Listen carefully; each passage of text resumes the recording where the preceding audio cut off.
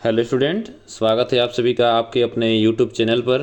उम्मीद करता हूँ आप सभी अच्छे होंगे, स्वस्थ होंगे और मस्त होंगे। आपकी तैयारी बेहतरीन चल रही होगी। आज के इस क्लास में हम ट्रिपल सी के 100 बहुत ही महत्वपूर्ण और थोड़े एडवांस लेवल के प्रश्न हल करने जा रहे हैं। आपको स्वयं चेक करना है कि आपके कितने प्रश्न सही हुए और अंत में कमेंट बॉक्स में अपने स्कोर ज़रूर शेयर करें। तो बिना किसी देरी के चलते हैं प्रश्न नंबर 1 पे। क्वेश्चन नंबर 1, निम्न में से कौन सा कंप्यूटर डाटा प्रोसेसिंग के लिए सीपीयू का उपयोग करता है? Option A mainframe computer, option B supercomputer, option C microcomputer, option D analogue computer. तो इसका जो राइट आंसर होगा option A mainframe computer. यानी मेन फ्रेम कंप्यूटर जो होता है वो बहुत ही शक्तिशाली कंप्यूटर होता है।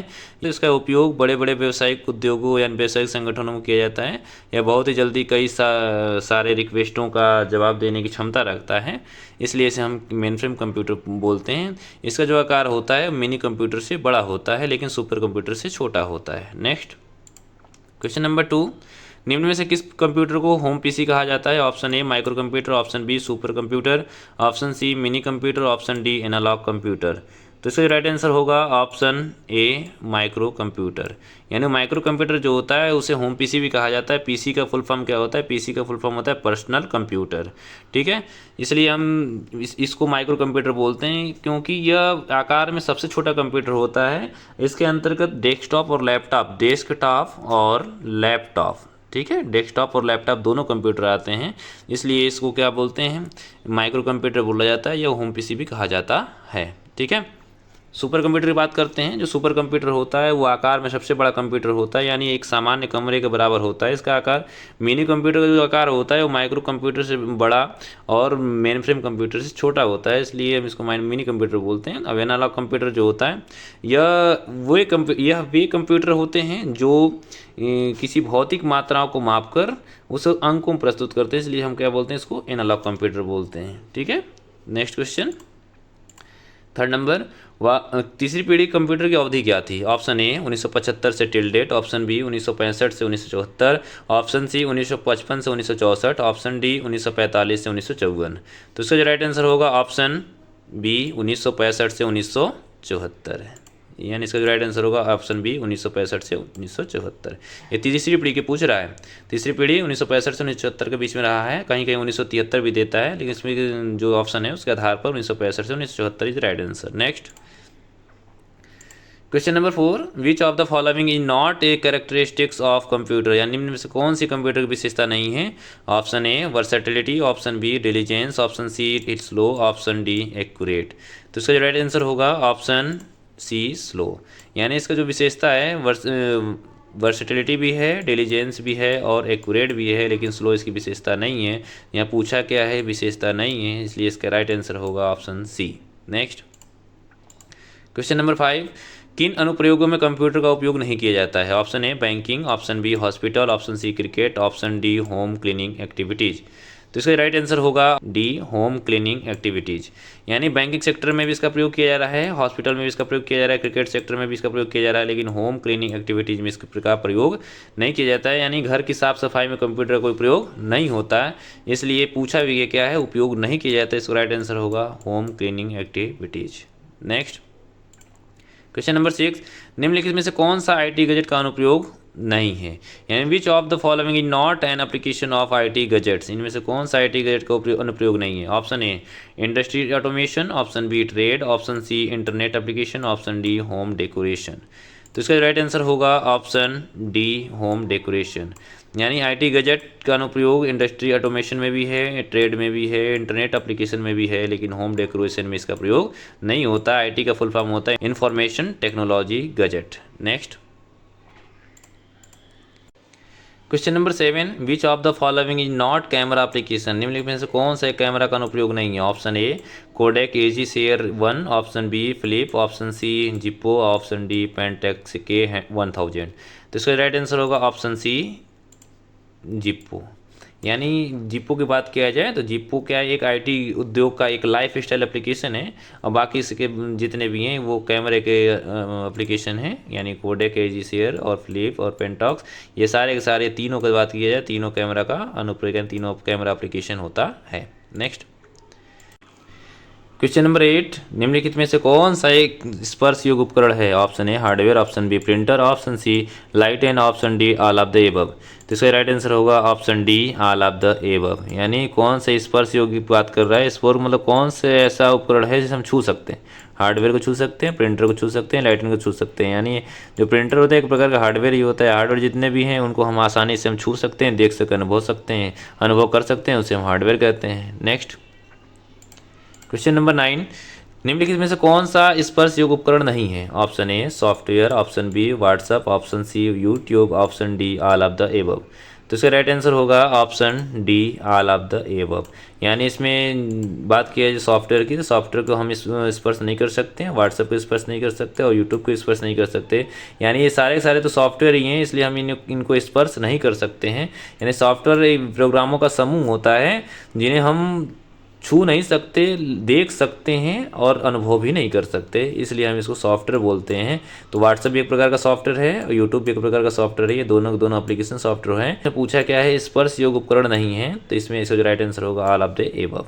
ठीक है, नेक्स्ट यानी इसका जो राइट आंसर है option D. Next question number 10, which of the following is not tangible. यानी निम्नलिखित में से कौन सा स्पर्श योग्य उपकरण नहीं है? Option A hardware, option B software, option C both A and B, option D none of the above. तो इसका राइट आंसर होगा ऑप्शन स्पर्श योग्य नहीं है की बात कर रहा है, तो इसका ऑप्शन होगा बी। यानी हार्डवेयर एक ऐसा उपकरण है जिसे हम आसानी से अपने हाथों से छू सकते हैं, देख सकते हैं और अनुभव भी कर सकते हैं, इसलिए हम इसको हार्डवेयर बोलते हैं। वो स्पर्श योग्य उपकरण नहीं की बात कर रहा है, तो सॉफ्टवेयर एक ऐसा प्रोग्राम है जिसे हम छू नहीं सकते, केवल देख सकते हैं। ठीक है, next question 11 number, which one of the following is not a mobile device? Option A tablets, option B supercomputer, option C smartphones, option D cellular phones. तो इसका जो राइट आंसर होगा, कौन सेल मोबाइल डिवाइस नहीं की बात कर रहे हैं, तो इसका राइट आंसर होगा ऑप्शन बी सुपर कंप्यूटर। यानी इसका जो राइट आंसर है option B super computer. Super computer एक प्रकार मोबाइल डिवाइस नहीं है, बाकी सब के सब मोबाइल डिवाइस के अंतर्गत आते हैं। यानी टैबलेट भी मोबाइल के अंतर्गत आता है और स्मार्टफोन्स भी कंप्यूटर के अंतर्गत आते हैं, सेलुलर फ़ोन भी इसके अंतर्गत आता है, लेकिन सुपर कंप्यूटर ये कंप्यूटर के अंतर्गत आता है। नेक्स्ट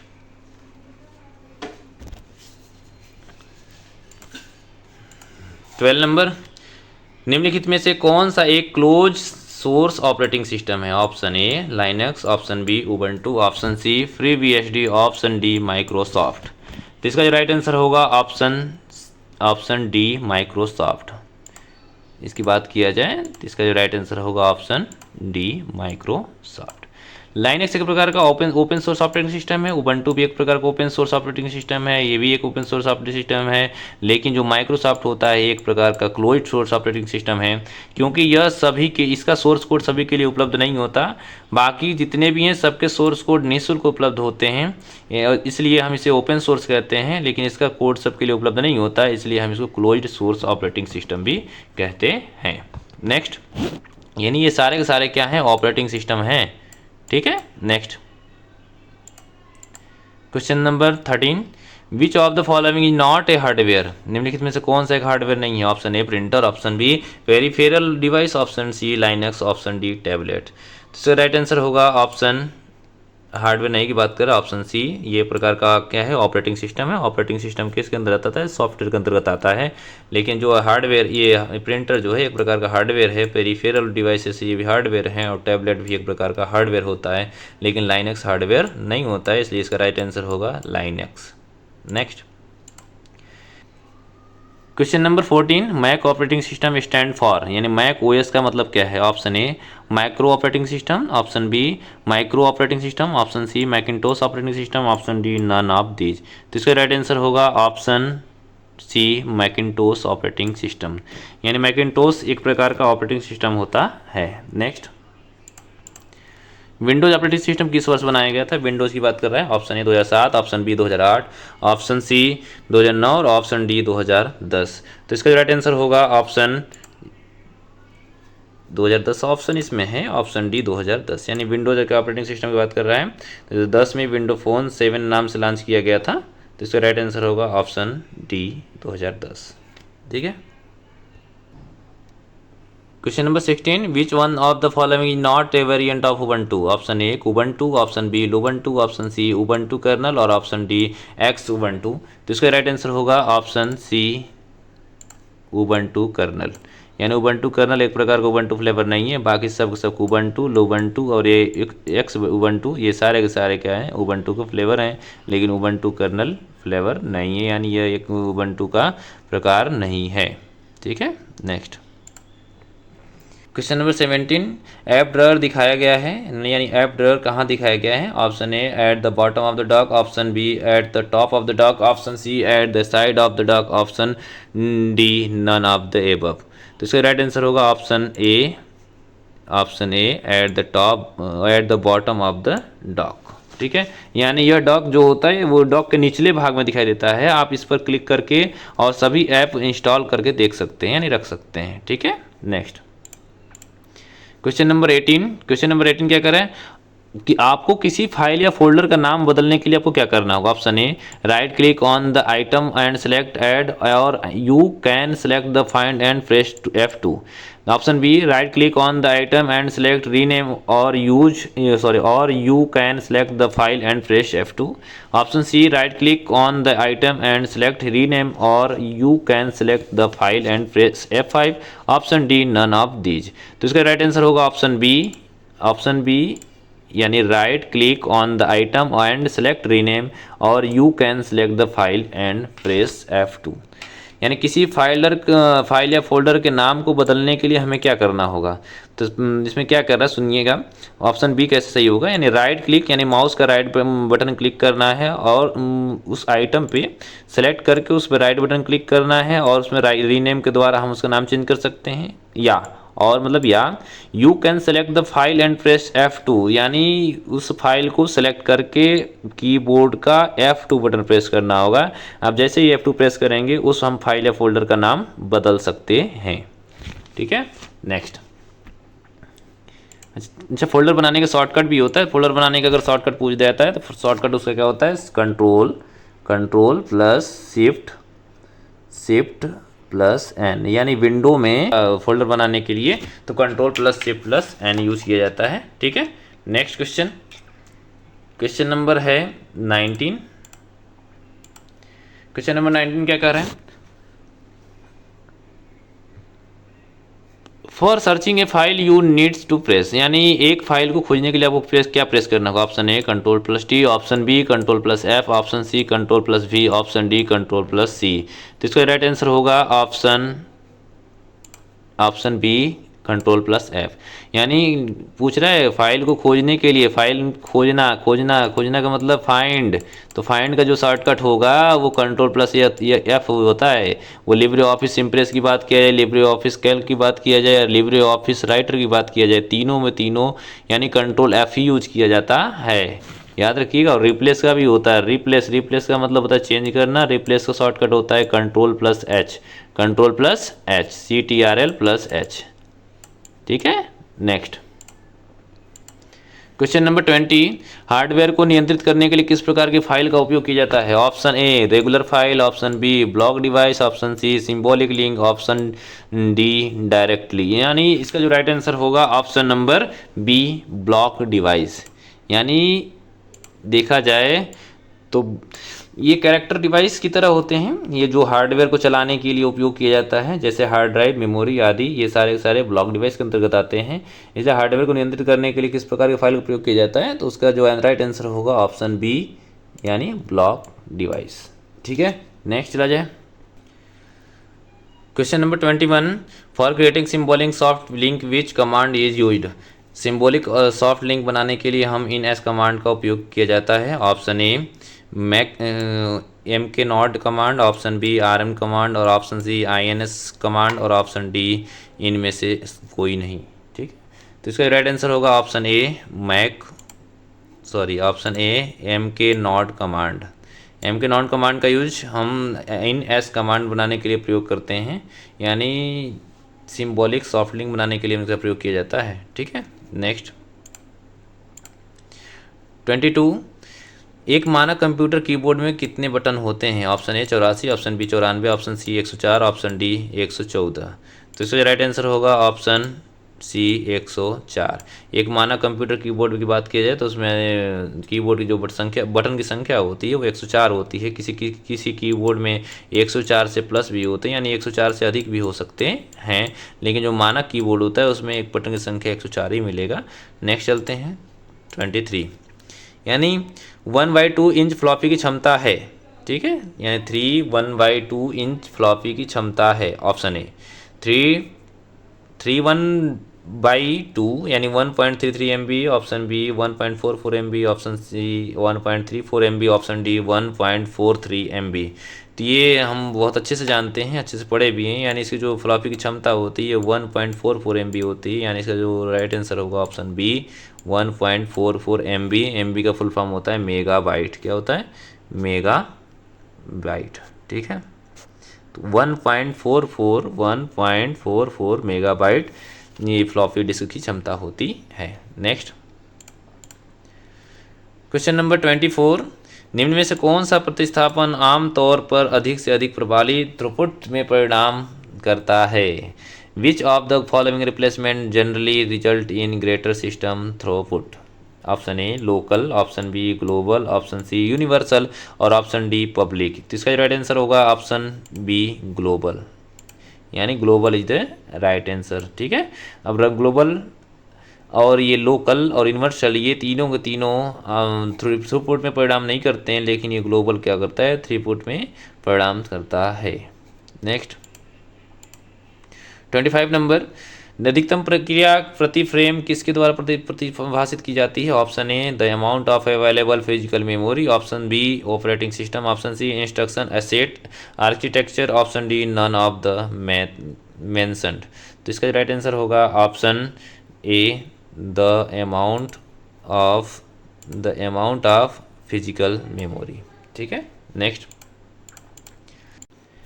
क्वेश्चन नंबर 26, एक निष्पादन निर्देश यानी एक एग्जीक्यूट निर्देश पूरा होने से पहले पेज फॉल्ट होने पर निम्नलिखित में से कौन सा होता है?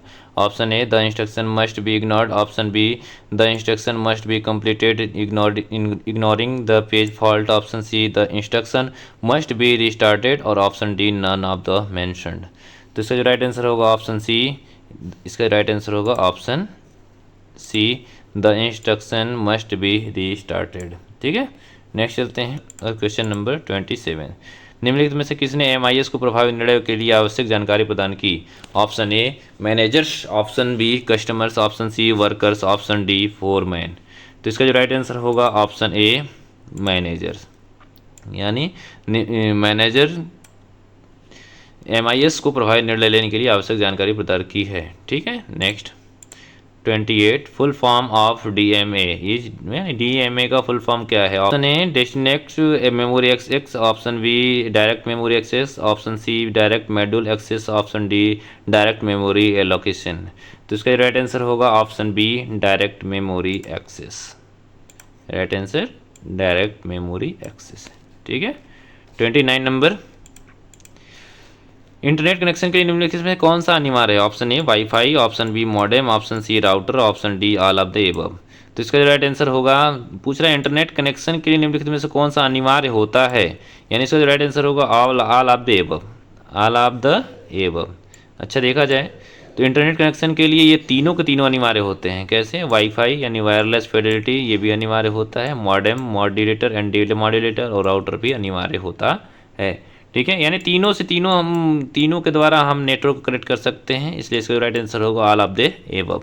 नेक्स्ट 30 नंबर, निम्न में से कौन सी एक निम्न स्तरीय भाषा है? लो लेवल लैंग्वेज की बात कर रहा है। Option A Python, option B C, option C Java और ऑप्शन डी असेंबली लैंग्वेज। तो निम्न स्तरीय की भाषा बोल रहा है, निम्न स्तरीय भाषा की बात कर रहा है, तो इसका राइट आंसर होगा option D assembly language. Assembly language जो होता है वह एक लो लेवल लैंग्वेज यानी निम्न स्तरीय भाषा होता है। बाकी सब के सब हाई लेवल लैंग्वेज होते हैं, लेकिन जो असेंबली लैंग्वेज होता है वो निम्न स्तरीय लैंग्वेज होता है। नेक्स्ट 31, निम्नलिखित में एक तालिका में सूत्र को अपडेट करने के लिए दबाएं। Option A F9, option B alt F9, option C shift F9, option D F8।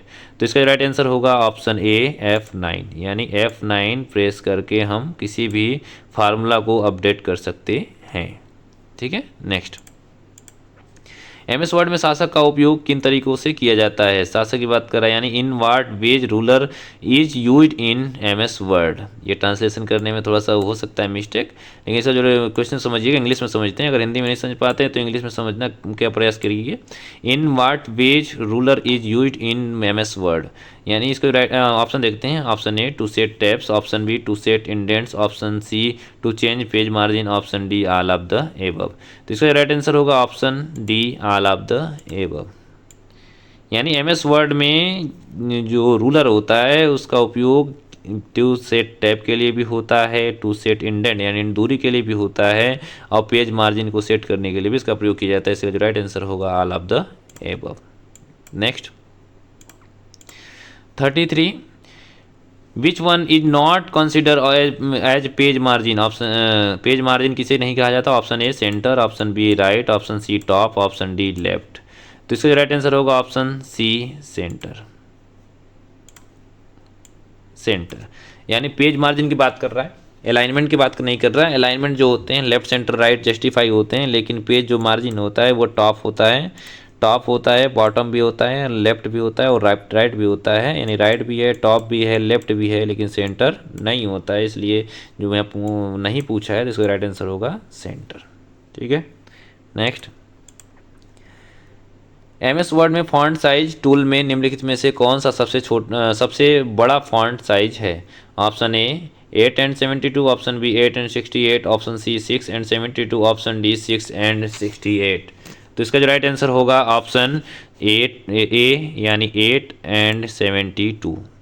यानी जो MS वर्ड में फॉन्ट साइज टूल खुलता है उसमें सबसे छोटा 8 होता है और सबसे अधिक 72 होता है। ऑप्शन के हिसाब से 8 और 72 इज राइट आंसर, यानी A is the right answer. Next, निम्न में से किसी मोड में पोर्ट्रेट और लैंडस्केप के बीच स्विच करना शामिल है? Option A header and footer tool bar, option B print layout view, option C page setup dialog box, option D none of the above. तो इसका राइट आंसर होगा option C page setup dialog box. यानी पूछ रहा है किसी mode में portrait और लैंडस्केप के बीच स्विच करना, तो ये पेज सेटअप डायलॉग बॉक्स के द्वारा संभव होता है, इसलिए हम इसको क्या बोलते हैं? Page setup dialog box. Next,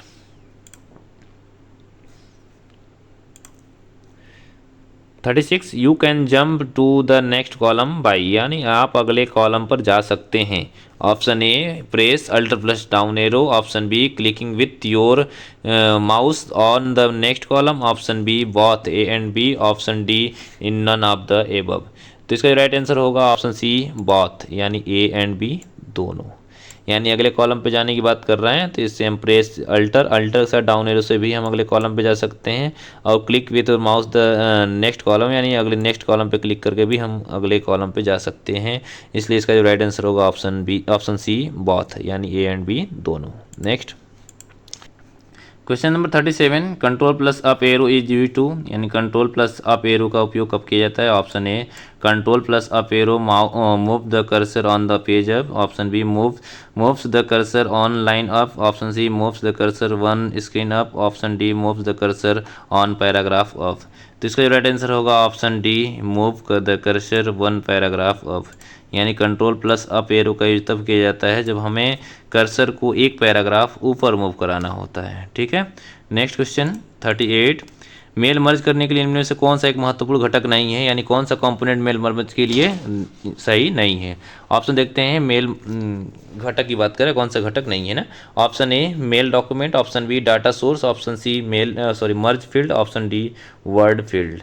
तो इसका राइट आंसर होगा ऑप्शन नंबर बोल रहा है ना मेल मर्ज करने के लिए इनमें से कौन सा एक महत्वपूर्ण घटक नहीं है, तो इसका जो राइट आंसर होगा ऑप्शन डी वर्ड फील्ड। यानी वर्ड फील्ड मेल मर्ज का एक कंपोनेंट नहीं है, बाकी सारे के सारे मेल मर्ज के कंपोनेंट हैं। यानी मेल डॉक्यूमेंट भी होता है, डाटा सोर्स भी होता है, मर्ज फील्ड भी होता है, लेकिन वर्ड फील्ड नहीं होता है। Next question number 39, 9। Control plus home का उपयोग किसके लिए किया जाता है? Option A move the cursor to the beginning of document, option B move the cursor to the beginning of paragraph, option C move the cursor to the beginning of line, और option D all of the above. ये सब सारे question बहुत ही important हैं, ये question बहुत पूछे जाते हैं। इससे पहले कंट्रोल प्लस डाउन एरो पूछा था, कंट्रोल प्लस अप एरो पूछा था, और कंट्रोल साथ होम, इससे कर्सर को कहाँ ले जाते हैं, ये बहुत ही इंपॉर्टेंट क्वेश्चन है। आप एक बार ध्यान से इसको पढ़िएगा, क्वेश्चन ये कन्फ्यूजन वाले होते हैं इसलिए ज़्यादातर पूछे जाते हैं। तो इसका जो राइट आंसर होगा option number A move the cursor to beginning of document, यानी इसका जो राइट आंसर है ऑप्शन नंबर ए, यानी कंट्रोल प्लस अगर होम बटन प्रेस करते हैं कंट्रोल के साथ तो ये कर्सर को ये डॉक्यूमेंट के सबसे ऊपर ले जाता है, सॉरी ये डॉक्यूमेंट के सबसे ऊपर नहीं ले जाता है।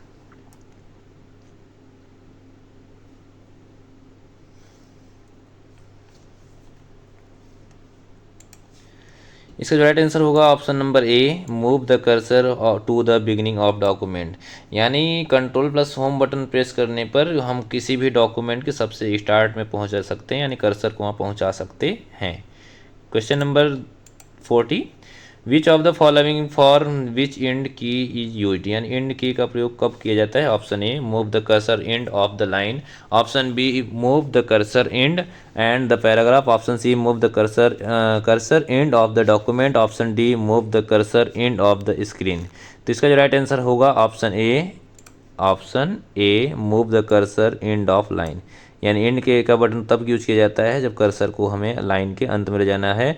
जैसे एग्जांपल में ये पूरा लाइन है हमारा, और लाइन के अंत में अगर कर्सर यहाँ ले जाना है तो हमें एंड बटन का यूज करना होगा। अगर हमें होम प्रेस करते हैं, अगर एंड की जगह पे हम होम प्रेस करते हैं और जो लाइन है जो कर्सर हमारा यहाँ है, अगर यहाँ होम प्रेस करते हैं तो ये कहाँ चला जाएगा? ये स्टार्टिंग में चला जाता है।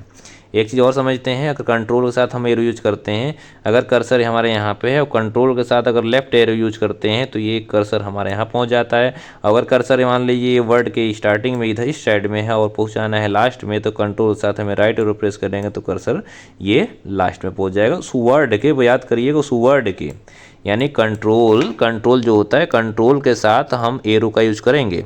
कंट्रोल के साथ एरो का यूज करने पर ना वो एक वर्ड को लेफ्ट या राइट कर्सर को मूव कराता है, ठीक है, यानी कि वर्ड के स्टार्टिंग और वर्ड के लास्ट में ले जाता है कंट्रोल के साथ एरो का यूज करने पर, ठीक है, ध्यान समझिएगा। Next 41, which of the following office seat you can copy and share, यानी निम्नलिखित में से कौन सा कार्यालय सूट ऑफ कॉपी और साझा कर सकते हैं? Option A LibreOffice, option B Microsoft Office, option C both and A and B, option D none of the above. इसका जो राइट आंसर होगा option A Microsoft Office, sorry इसका जो राइट आंसर होगा ऑप्शन ए लिब्रे ऑफिस, यानी यह एक प्रकार का ओपन सोर्स सॉफ्टवेयर है लेकिन यह ओपन सोर्स सॉफ्टवेयर नहीं है, इसलिए इसका जो राइट आंसर होगा ऑप्शन ए लिब्रे ऑफिस, ठीक है, क्योंकि ये पूछ रहा है ऑफिस स्यूट की बात कर रहा है तो ऑफिस स्यूट में लिब्रे ऑफिस में ही आता है, ठीक है। Next question number 42, Libre office writer में टूल शामिल है? Option A spelling and grammar, option B autocorrect, option C customise, option D all of the above. तो इसका राइट आंसर होगा option D all of the above, यानी LibreOffice जो writer है उसमें स्पेलिंग ग्रामर भी होता है। स्पेलिंग ग्रामर का शॉर्टकट आप लोग जानते होंगे, स्पेलिंग जो ग्रामर का शॉर्टकट होता है F7 होता है, ऑटो करेक्ट भी होता है और कस्टमाइज भी होता है, इसलिए इसका जो राइट आंसर होगा all of the above. Next question number 43, LibreOffice लेखके में स्थिति पट्टी पर स्थिति, यानी the status bar in Libre office writer in located at, यानी ऑप्शन देखते हैं, option A the side of the work space, option B the top of the work space, option C the bottom of the work space, और option D the middle of the work space. तो इसका जो right answer होगा जो right answer है option C the bottom of the work space, यानी Libre status bar in Libre office Writer जी located, मतलब ये the bottom of the work space, यानी वर्क स्पेस के नीचे क्या होता है हमारा स्टेटस बार होता है। Next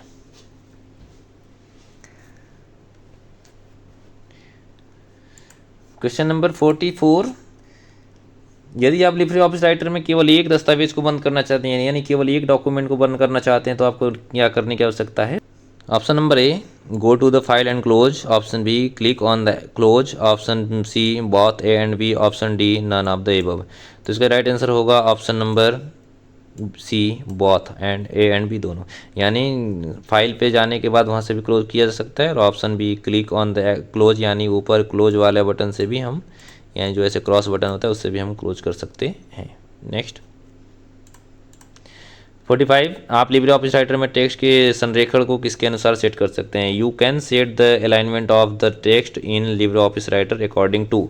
option A, left. Option B, right. Option C, centre. और option D, all of the above.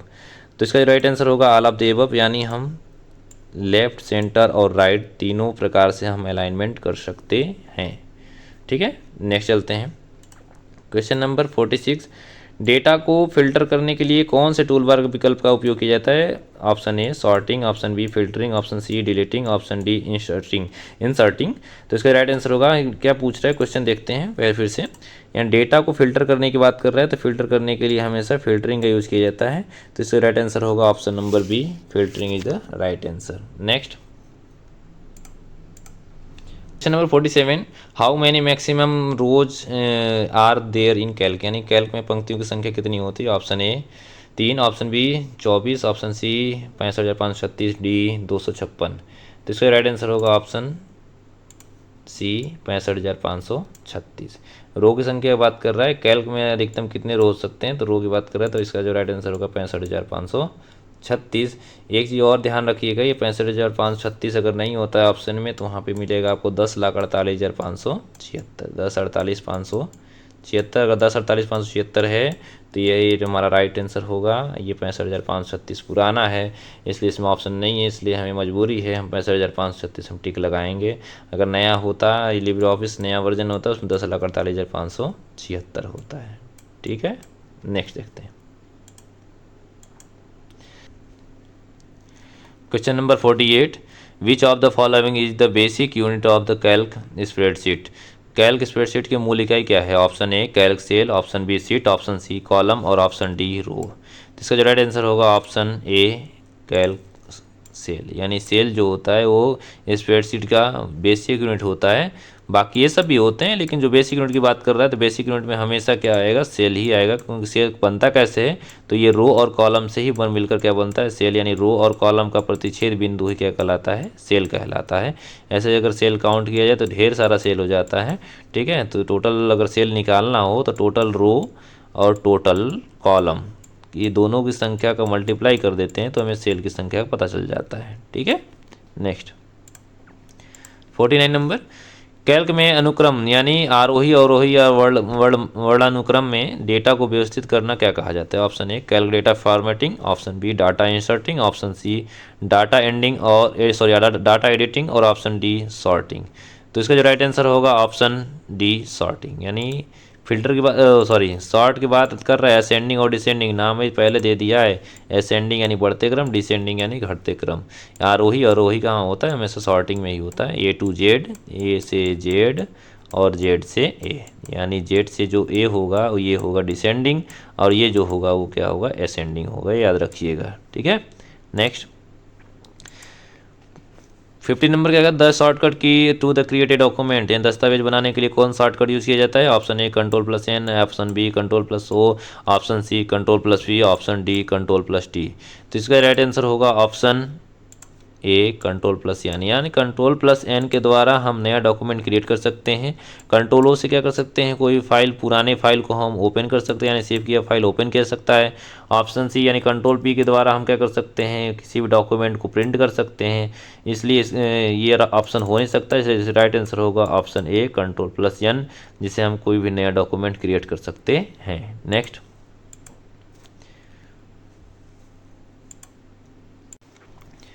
Question number 51, how many parts are there in main impress window, यानी मुख्य इम्प्रेस विंडो में कितने भाग होते हैं? Option A 5। Option B 6। Option C 3 और option D 4। तो इसका राइट आंसर होगा ऑप्शन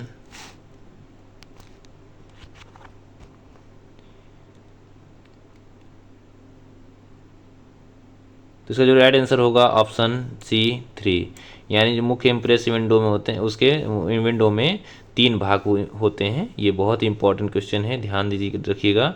ये इम्प्रेस का जो क्वेश्चन है बहुत ही इंपॉर्टेंट क्वेश्चन है। तो राइट आंसर ऑप्शन सी होगा 3। ठीक है, नेक्स्ट क्वेश्चन नंबर 52। स्लाइड्स को शुरू करने के लिए आपको कौन सा बटन यूज करना होता है? Option A F6, option B F7, option C F5, option D F9। तो इसका राइट आंसर होगा ऑप्शन सी F5, यानी स्लाइड शो को शुरू करने के लिए हमेशा F5 बटन का यूज़ करना होता है। ठीक है, तो इसका राइट आंसर होगा ऑप्शन सी F5। ठीक है, नेक्स्ट 53। डिफ़ॉल्ट स्लाइड में शामिल है option A title and a name, option B a title and a text box, option C a text box and a clip art box, option D none of the above. तो इसका right answer होगा option B, sorry आप इसका जो right answer होगा option B होगा। क्यों, देखते हैं ध्यान से। डिफ़ॉल्ट स्लाइड में शामिल, डिफ़ॉल्ट की बात कर रहा है ना, डिफ़ॉल्ट की बात कर रहा है। डिफ़ॉल्ट स्लाइड में क्या शामिल होता है? टाइटल एंड नेम, ये नहीं होता। ठीक है, ऑप्शन बी ये टाइटल ये होता है। ठीक है, इसका राइट आंसर ऑप्शन बी होगा, यानी ये title and a text box होता है, लेकिन ये टेक्स्ट बॉक्स और ये क्लिप आर्ट बॉक्स नहीं होता, इसलिए नन ऑफ द एबव नहीं होगा। इसका जो राइट आंसर होगा a title and a text box, यानी ऊपर टाइटल होता है जो टेक्स्ट बॉक्स में होता है, यानी टेक्स्ट बॉक्स में ये टाइटल होता है और उसी के नीचे सब टाइटल होता है, इसकी बात कर रहा है। ठीक है, next which option will use for making a blank presentation. रिक्त प्रस्तुति देने के लिए आप किन विकल्पों का उपयोग करेंगे? Option A empty presentation, option B blank presentation, option C zero presentation, option D text free presentation. तो इसका जो राइट आंसर होगा ऑप्शन ए एम्प्टी प्रेजेंटेशन। ठीक है, यानी रिक्त प्रस्तुति देने के लिए, यानी विंडो खुलती है तो उसको आपको खाली स्लाइड बनाने के लिए खाली प्रस्तुति का चयन करना ही होगा, यानी एम्प्टी प्रेजेंटेशन का यूज करना होता है। ठीक है, नेक्स्ट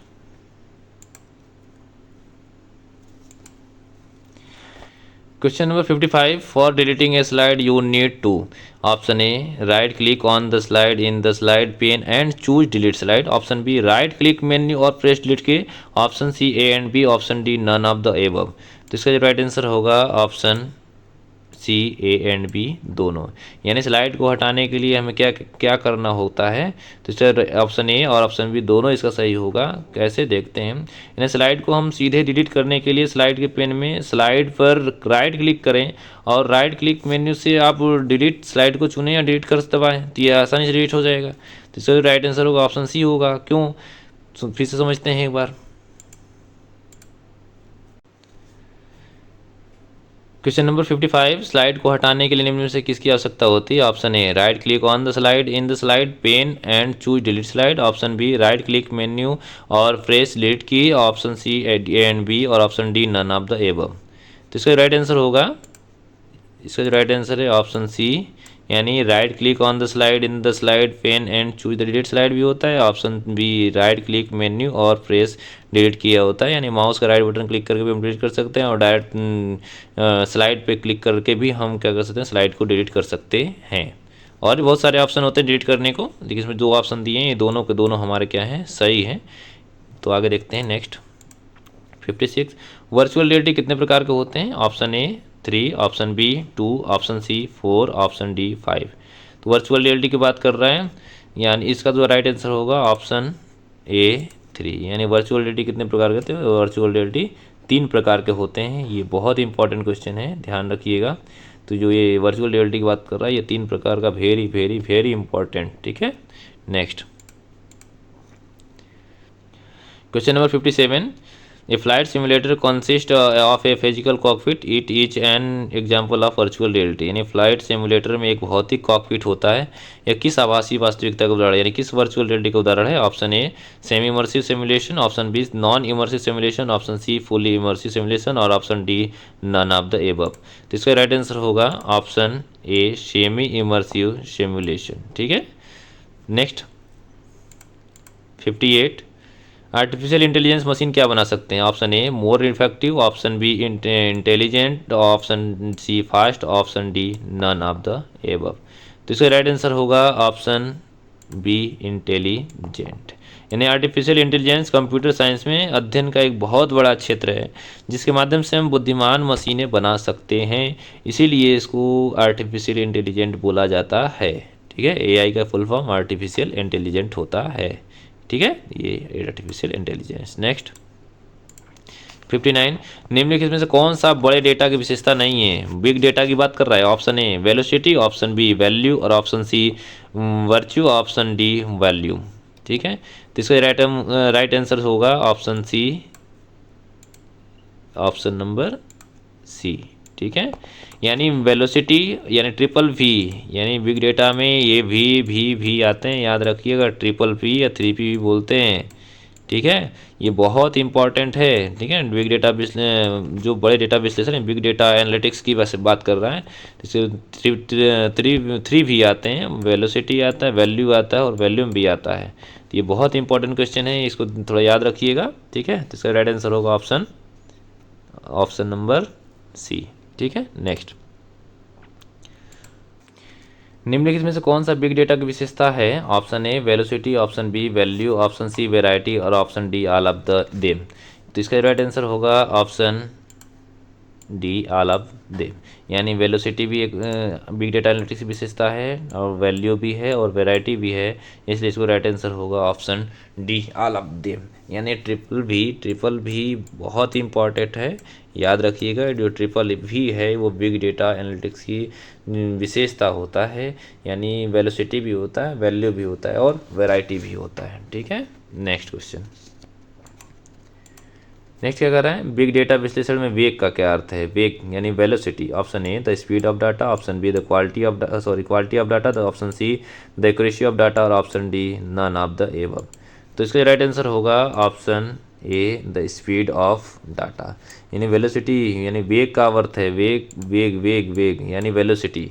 वेग गति में आता है ना, गति, तो इस गति का मतलब ये होता है द स्पीड ऑफ डाटा। तो इसका राइट आंसर होगा 61, सॉरी, जो इसका राइट आंसर होगा ए, 61 का right answer A.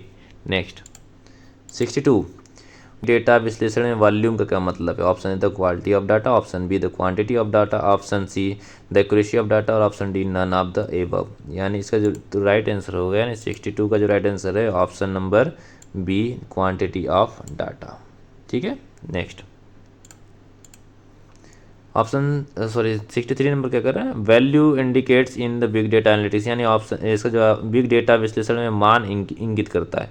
Option A the quality of data, option B the quantity of data, the option C the accuracy of data और option D none of the above. तो इसका जो right answer होगा option A quality of data.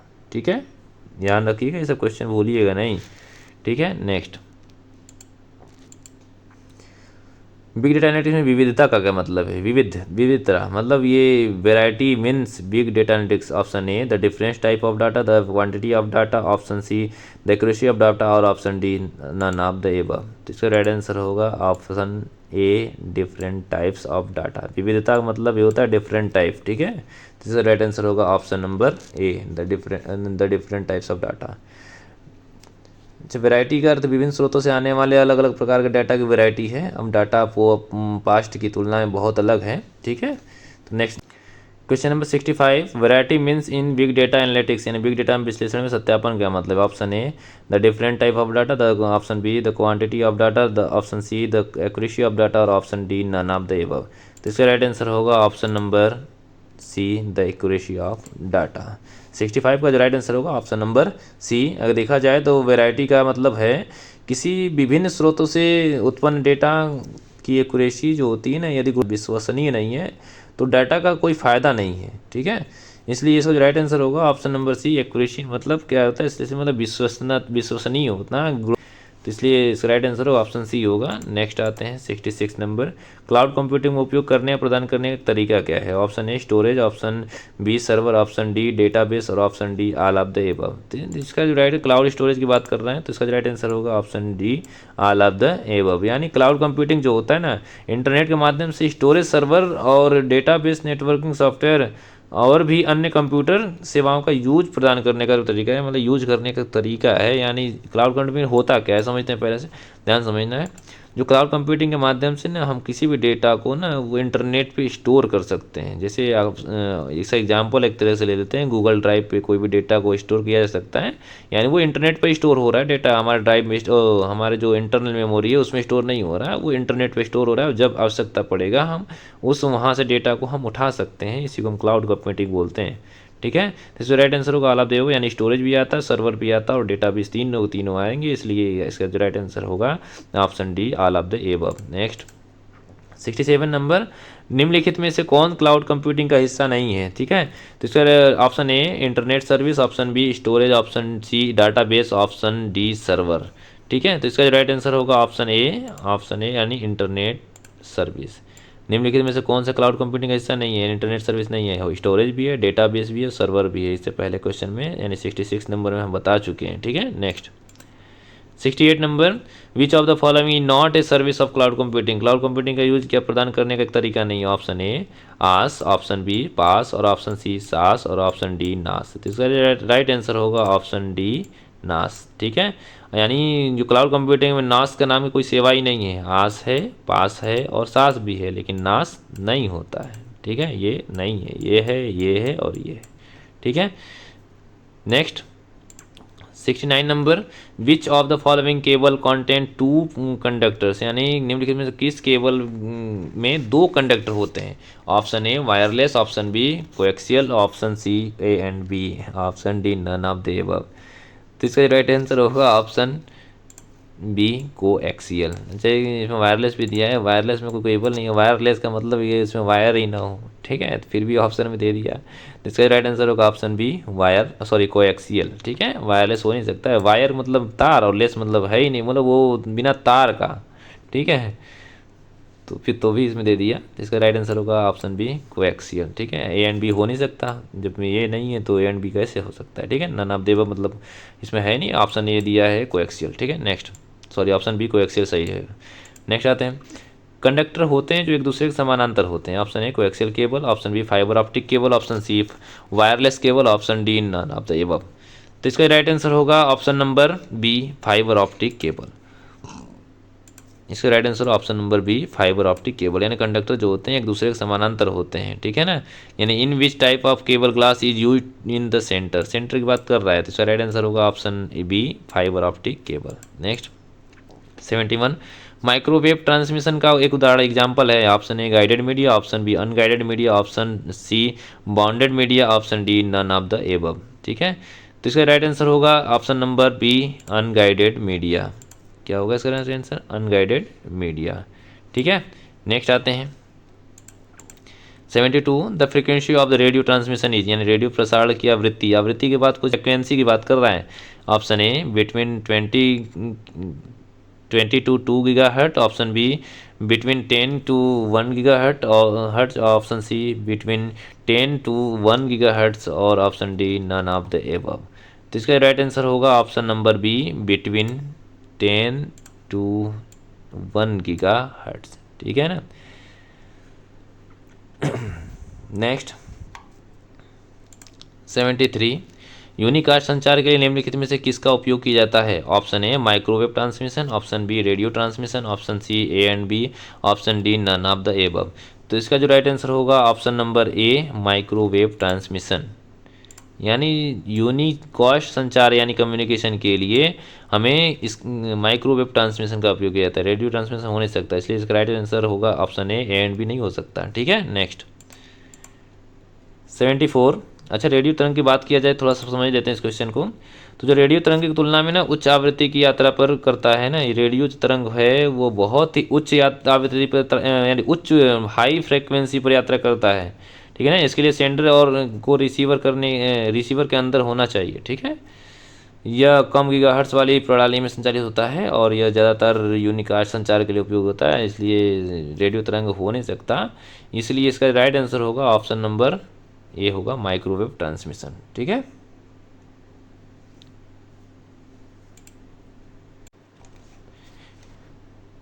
Question number 74, full form of वैन, यानी वैन का full form पूछ रहा है। Option A world area network, option B wide area network, option C world access network, option D wide access network. ठीक है, तो वैन का फुल फॉर्म जो होता है वाइड एरिया नेटवर्क होता है, यानी विश्व स्तर पर यानी अंतर्राष्ट्रीय स्तर का नेटवर्क होता है, इसलिए हम उसको वैन बोलते हैं। नेटवर्क का 3 प्रकार हमने बताया, लैन बताए हैं, दूसरा मैन बताए हैं और तीसरा वैन बताएं। Local area network, metropolitan area network, और ये जो वैन होता है वाइड एरिया नेटवर्क। लोकल जो होता है यानी सीमित क्षेत्र के लिए होता है, मेट्रोपॉलिटन यानी बड़े शहरों के लिए होता है, और जो वैन होता है वो अंतर्राष्ट्रीय लेवल यानी एक महाद्वीप से दूसरे महाद्वीप को जोड़ सकता है। ठीक है, नेक्स्ट आते हैं, अगला जो क्वेश्चन है 75, निम्नलिखित में से कौन सा टोपोलॉजी नहीं है? Option A bus topology, option B rectangle topology, option C hybrid topology, option D ring topology. ठीक है, इसका राइट आंसर होगा option number B rectangle topology. ठीक है, बस टोपोलॉजी भी होता है और हाइब्रिड टोपोलॉजी भी होता है, रिंग टोपोलॉजी भी होता है, लेकिन रेक्टेंगल टोपोलॉजी नहीं होता।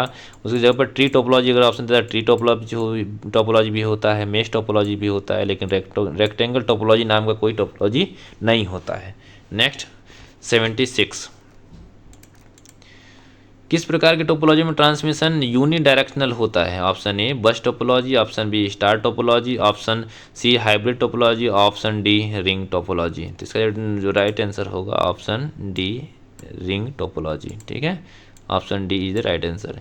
यानी इसमें क्या पूछ रहा है? यूनि डायरेक्शनल की बात कर रहा है, यानी रिंग टोपोलॉजी अगर बनाते हैं तो ये रिंग कैसे बनता है देखते हैं। ये रिंग टोपोलॉजी में ये बना, इसके बाद हम क्या करेंगे, छोटा छोटा ये मतलब ये हम बीच बीच में कंप्यूटर ऐसे हम जोड़ते हैं, ये एक दूसरे से आपस में कनेक्ट होते हैं। ठीक है, ये इस टाइप में। ठीक है, इस टाइप में बहुत सारे कंप्यूटर हैं, कोई इसमें कोई भी केंद्रीय कंप्यूटर नहीं होता। अगर केंद्रीय कंप्यूटर हो जाएगा तो वो एक प्रकार का स्टार टोपोलॉजी हो जाएगा, इसलिए इसमें यह ध्यान रखना होगा, इसमें कोई केंद्रीय कंप्यूटर नहीं होता, ये रिंग टोपोलॉजी होता है। ठीक है, नेक्स्ट 77, WW स्टैंड फॉर, या WW का full form, option A world wide web, option B wide world web, option C web world wide, option D none of the above. तो इसका राइट आंसर होगा option number A world wide web. ठीक है, इसी जनक का नाम अगर पूछेगा तो याद रखिएगा, वर्ल्ड वाइड वेब के जनक का WWW के जनक का नाम टिम बर्नर्स ली था। क्या था? Tim Berners Lee, TBL। ठीक है, next HTTP stand for, HTTP का फुल फॉर्म क्या है? Option A hyper text transfer protocol, option B heavy text transfer protocol, option C hybrid text transfer protocol, option D none of the above. तो इसका right answer होगा option number A hyper text transfer protocol. ठीक है, next 79, elements of URL के तत्व हैं। Option A protocol, option B web server, option C domain name, option D all of the above. तो इसका राइट आंसर होगा option number D all of the above. यानी देखा जाए तो जो एलिमेंट URL में कौन कौन से एलिमेंट्स होते हैं, तत्व कौन कौन होते हैं? प्रोटोकॉल्स भी होता है, ये प्रोटोकॉल की बात कर रहे हैं, प्रोटोकॉल भी होता है, और वेब सर्वर भी होता है, डोमेन नेम भी होता है, लेकिन ये इसलिए इसका राइट आंसर होगा ऑल ऑफ द एबव। यानी URL में देखा जाए तो HTTPS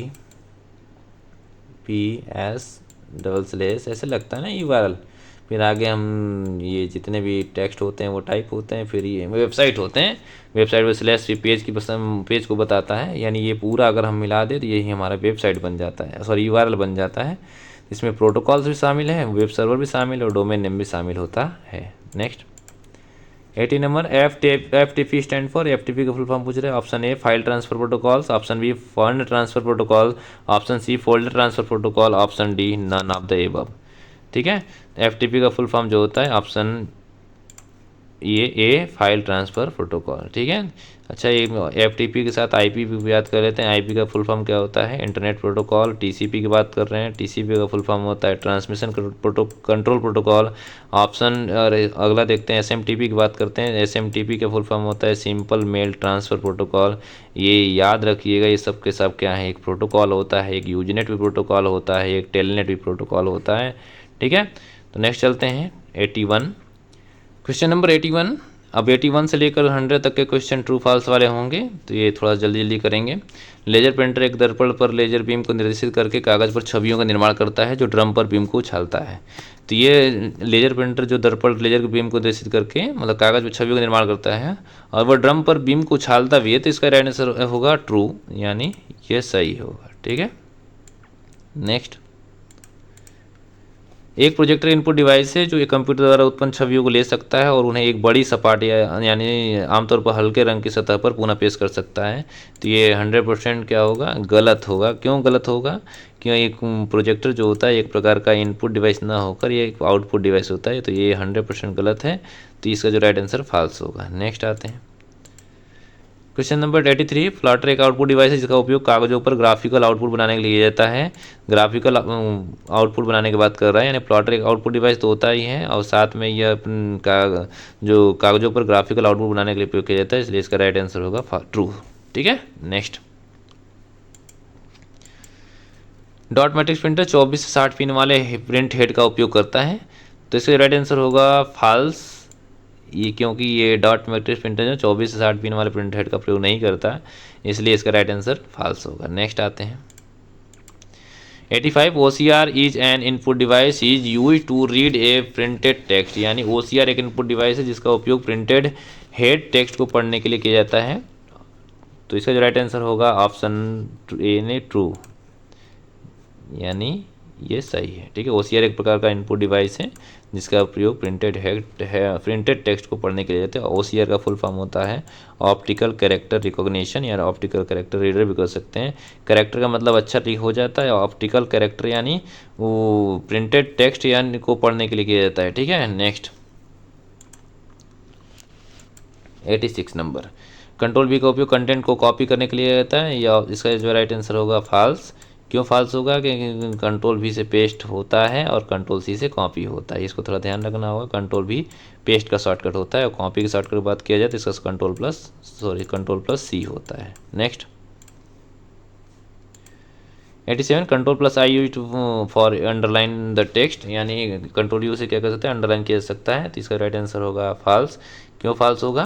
क्योंकि कंट्रोल जो I होता है वो इटैलिक के लिए प्रयोग किया जाता है, न कि अंडरलाइन लगाने के लिए। अंडरलाइन का प्रयोग कब किया जाता है? अंडरलाइन का प्रयोग करने के लिए शॉर्टकट क्या है? कंट्रोल प्लस U होता है, कंट्रोल प्लस U। ठीक है, next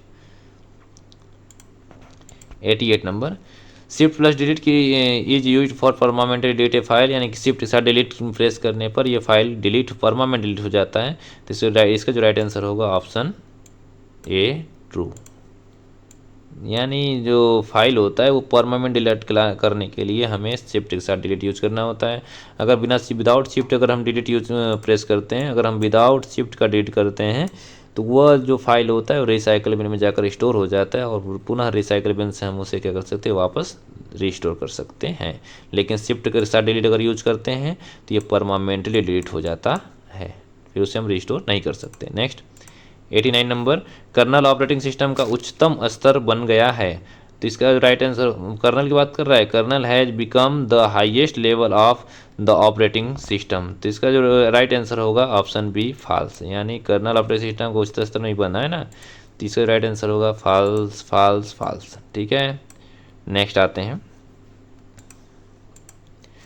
open source Microsoft office software package का मुफ्त और ओपन सोर्स एप्लीकेशन एलिमेंट है। फिर से पढ़ते हैं क्वेश्चन। लिब्रे ऑफिस राइटर और माइक्रोसॉफ्ट ऑफिस जो है वो सॉफ्टवेयर पैकेज का मुफ्त और ओपन सोर्स एप्लीकेशन प्रोग्राम है, ये फॉल्स होगा। क्यों फॉल्स होगा? कि ओपन सोर्स सॉफ्टवेयर ये तो है, यानी लिब्रे ऑफिस राइटर तो ओपन सोर्स सॉफ्टवेयर है, लेकिन माइक्रोसॉफ्ट की बात कर रहा है ना, ये लिखा है कि माइक्रोसॉफ्ट ऑफिस सॉफ्टवेयर का सॉफ्टवेयर पैकेज का मुफ्त है और ओपन सोर्स एप्लीकेशन प्रोग्राम है, ये सरासर गलत है। ये माइक्रोसॉफ्ट से इसका कोई लेना देना ही नहीं है, यानी लिब्रे ऑफिस एकदम अलग चीज़ है। ठीक है, नेक्स्ट आते हैं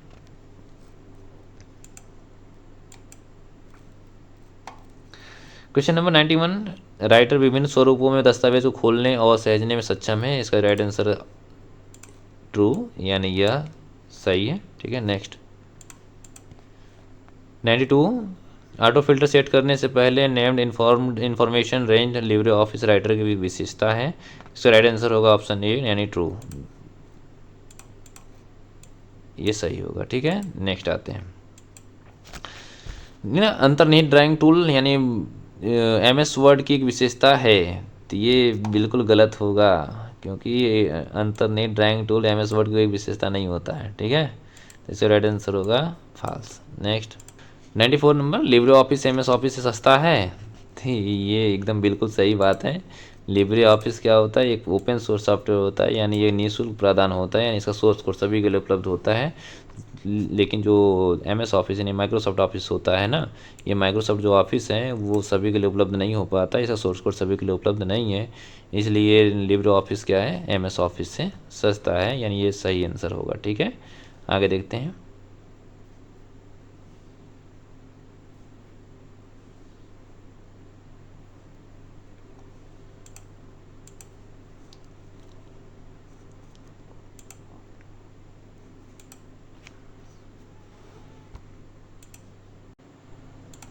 नेक्स्ट 95, किसी सेल में प्रविष्ट होने के बाद आप किसी समय डेटा संपादित कर सकते हैं। You can edit data any time of it has been entered into a cell, यानी किसी सेल में डेटा एंट्री के बाद आप किसी भी समय डेटा को क्या कर सकते हैं, संपादित कर सकते हैं। तो इसका जो राइट आंसर होगा ऑप्शन ऑप्शन है नहीं, इसमें राइट आंसर होगा ट्रू। ठीक है, ये सही होगा। ठीक है, नेक्स्ट 96 नंबर क्या कह रहा है, जब आप किसी सेल में नंबर टाइप करते हैं तो कैल्क डिफ़ॉल्ट नंबर फॉर्मेट का उपयोग करता है, यानी सेल में बात कर रहे हैं, सेल में जब हम कोई भी नंबर टाइप कर रहे हैं तो कैल्क डिफ़ॉल्ट नंबर फॉर्मेट का उपयोग करता है। तो इसका राइट आंसर होगा ट्रू, यानी यह बिल्कुल सही है। ठीक है, इसका राइट आंसर ट्रू। ठीक है, नेक्स्ट 97, किसी संख्या को प्रतिशत में बदलने के लिए आप टूल बार में परसेंट आइकन पर क्लिक कर देते हैं, यानी पूछ रहा है, कहने का मतलब है किसी संख्या को आप प्रतिशत में बदलना है तो आप टूल बार में परसेंट पे आइकन पर क्लिक कर देंगे तो क्या परसेंट में चेंज हो जाएगा। नेक्स्ट 98 नंबर क्या कर रहा है, 98 नंबर क्या कर रहा है, कैल्क में आप बॉर्डर स्टाइल, फॉन्ट कलर और साइड बार में अलाइनमेंट का इस्तेमाल कर सकते हैं। 98 नंबर का जो आंसर होगा, हमें जहाँ तक लगता है इसका फॉल्स होगा, यानी कैल्क में बॉर्डर स्टाइल, फॉन्ट कलर और साइड बार में अलाइनमेंट का इस्तेमाल कर सकते हैं, तो इसका राइट आंसर फॉल्स होगा, 100% फॉल्स होगा। ठीक है, ये 98 का फॉल्स। ठीक है, नेक्स्ट इम्प्रेस एक डिफ़ॉल्ट चार्ट इंसर्ट कर सकता है और चार्ट डायलॉग खोल सकता है। चार्ट को संशोधित करने के लिए अपना डेटा डालें और फॉर्मेट बदलें, यह इसका राइट आंसर होगा, वो ट्रू है। ठीक है, यानी इम्प्रेस एक डिफ़ॉल्ट चार्ट इंसर्ट कर सकता है और चार्ट के डायलॉग बॉक्स खोल सकता है। चार्ट प्रकार के को संशोधित करने के लिए अपना डेटा डालें और फॉर्मेट डालें, इसके माध्यम से हम क्या कर सकते हैं, चार्ट इंसर्ट किया जा सकता है। ठीक है, नेक्स्ट आते हैं 90 अब है लास्ट क्वेश्चन है 100, आप हमेशा सेलेक्ट की गई ऑब्जेक्ट को फ्रेम की कीबोर्ड के साथ रीसाइज और मूव कर सकते हैं, ट्रू या फॉल्स। तो ये क्वेश्चन आप लोगों के लिए है, आप लोग कमेंट में इस क्वेश्चन का जवाब दिए, क्या ये सही होगा या गलत। ठीक है, मिलते हैं आपसे अगली शानदार क्लास में कुछ नए प्रश्नों के साथ, तब तक के लिए पढ़ते रहिए, अपना ख्याल रखिए और तैयारी करते रहिए।